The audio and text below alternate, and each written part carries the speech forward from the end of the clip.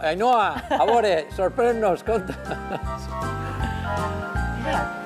Companys, sí que vos sorprenc perquè el que estem veient és una imatge molt polèmica este 2023. Este Herodes que esteu veient representa a Luis Rubiales i estas figuretes representen a les jugadores de la selecció femenina de futbol. Veritat, Toni? Efectivament, la selecció femenina de futbol de Belén, evidentment. I el rei Herodes s'ha convertit en el president de la federació i ha baixat a donar-los la copa i a veure si de cas cau un piquito. És un Belén que combina la tradició amb l'actualitat i que té més de 2.000 figuretes, entre les que hi ha molts caganers, m'has dit abans, no? Se n'hi ha en total 8 caganers i 3 pixaners. I això és una cosa que crida molt l'atenció als més menuts. Sobretot quan venen els xiquets a les escoles, me toca dir-los, escolteu, a banda de caganers i pixaners, hi ha més coses en el Belén.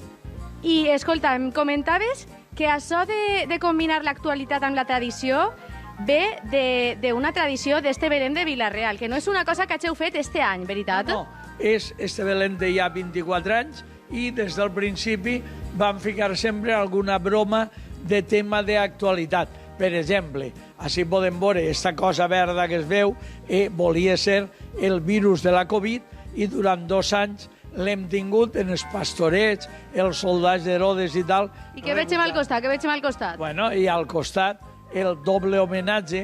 Per un costat, quan va haver el tancament de Canal 9, els pastorets de Belén se van concentrar per a protestar i després s'han concentrat per a celebrar l'obertura de Punt.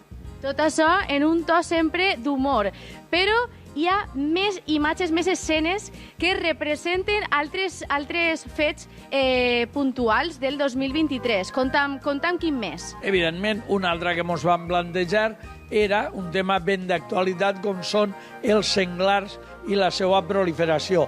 I així hem representat com van menjant-se les plantes i els cultius i com inunden els camins fins a l'extrem que els pastorets que van cap al portal se veuen parats i no saben ben bé què fer per a rebutjar-los. Exacte, perquè com comenta Toni, els porcs senglars són un fet molt d'actualitat, que tenen conseqüències negatives tant per als cultius com per al tràfic, en els accidents cinegètics. Efectivament, i això és el que hem volgut reflectir en el Belén.